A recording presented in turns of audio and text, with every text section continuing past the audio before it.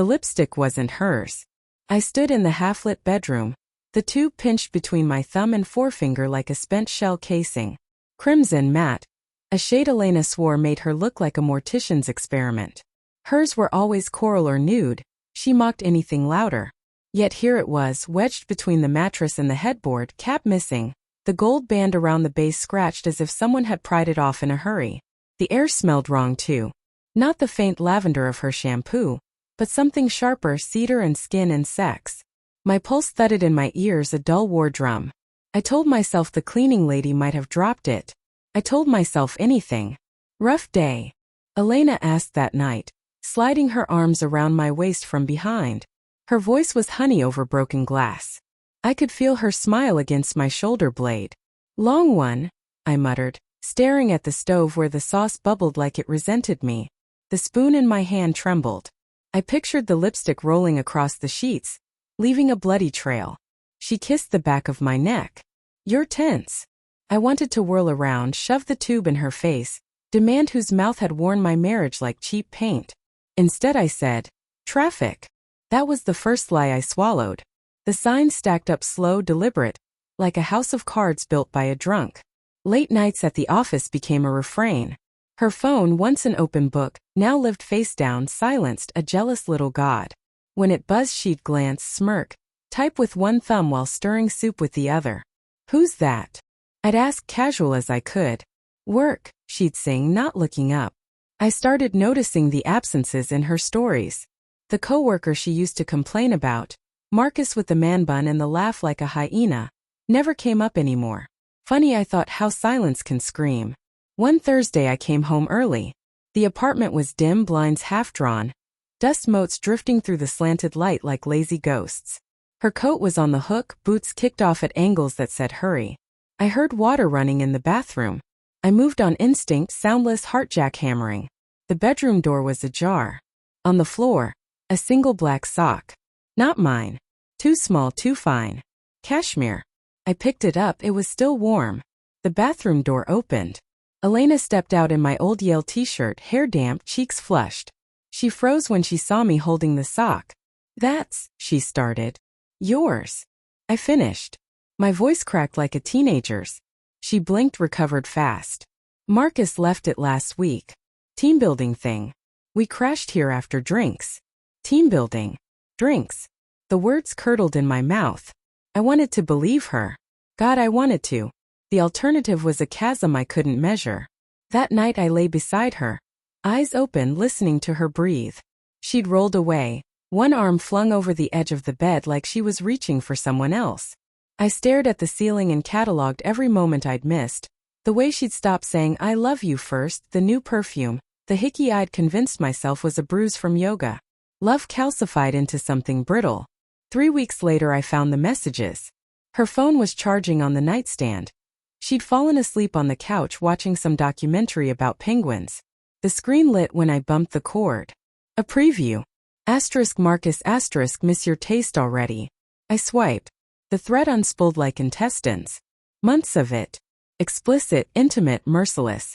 Photos I couldn't unsee. My wife's mouth on skin that wasn't mine. Plans for lunch that were never about sandwiches. I sat on the bathroom floor, back against the tub, phone in my lap. The tiles were cold. My reflection in the black screen looked like a stranger. Eyes sunken, mouth slack. I waited for tears. None came. Just a hollow roar behind my ribs. When she woke at 2 a.m. and found me in the dark living room, glass of bourbon untouched, she knew. Baby, don't. My voice was gravel. Just don't. She crumpled. The performance was Oscar-worthy, sobs, apologies clutching at my sleeves. She swore it was a mistake, a midlife crisis, that Marcus meant nothing. She'd end it. Therapy. Whatever I needed. I listened, numb. Every word sounded rehearsed. I asked the only question that mattered. How long? She hesitated. That half-second was a lifetime. 8 months, she whispered. 8 months. While I'd been picking out anniversary gifts, planning a surprise trip to Lisbon, she'd been fucking him in our bed. Something inside me snapped. Not loud, not dramatic. A quiet fracture. I left before dawn. Packed a duffel, took the emergency cash. Left my phone on the counter. No note. She'd understand the silence. I vanished. 5 years. I built a new life in a coastal town where nobody asked questions. Bartended at a dive called the Rusty Anchor. Slept in a studio above the bar that smelled of salt and old beer. Cut my hair, grew a beard, learned to smile without meaning it. The ocean became my confessor. I'd stand on the pier at dusk and hurl my rage into the waves. Some nights I still tasted her on my tongue, betrayal metallic sharp. I dated, briefly, women who deserved better than the husk I'd become. I never told them my real name. Then one October evening, the bell above the door jingled. I was wiping down the bar, radio crooning something mournful. I looked up. Elena. Older. Hair shorter, streaked with silver. Eyes red-rimmed, clutching a photograph like a talisman. She wore the same coat from the night I'd found the sock. She stared. I stared. The bar noise faded to a dull throb. Jack, she breathed. I set the rag down slow. Wrong guy. But she was already crossing the floor, boots clicking on warped wood. Up close I saw the damage, lines around her mouth, a tremor in her hands. I've looked everywhere, she said. Private investigators. Your mother's grave. I thought you were dead. Disappointed. She flinched. I deserve that. Customers watched, sensing blood. I jerked my head toward the back exit. She followed. Outside, the alley reeked of fish and brine. Wind whipped her hair across her face. I ended it with Marcus the day you left, she said. He was married to. His wife found out. Took everything. I lost my job. My friends. I've been in therapy 3 years. Stop. I leaned against the brick wall, arms crossed. You think I want your resume of suffering? I know what I did. Her voice cracked. I wake up every morning and hate myself a little more. I kept the apartment. Couldn't sell it. Your toothbrush is still in the holder. A laugh escaped me, ugly, jagged. You kept my toothbrush. How poetic. She stepped closer. I loved you. I got scared. We were drifting and he paid attention. It was stupid and selfish and I destroyed us. But Jack, I never stopped loving you. The words hit like shrapnel. I wanted to believe her. 5 years of solitude had carved me hollow. Part of me ached to fill it with the familiar lie of her arms. I studied her face. The woman I'd memorized was still there, under the wreckage. Say I forgive you, I said quietly. Say we go back. What then? Every time you're late, every new coworker, I'll wonder. That's not love, Elena. That's parole. Tears tracked down her cheeks. I know. I pushed off the wall. You found me. Congratulations. Now go home. She grabbed my sleeve. Wait. There's something you need to see. From her coat she pulled a small ultrasound photo. Grainy black and white. A tiny bean with a fluttering heart.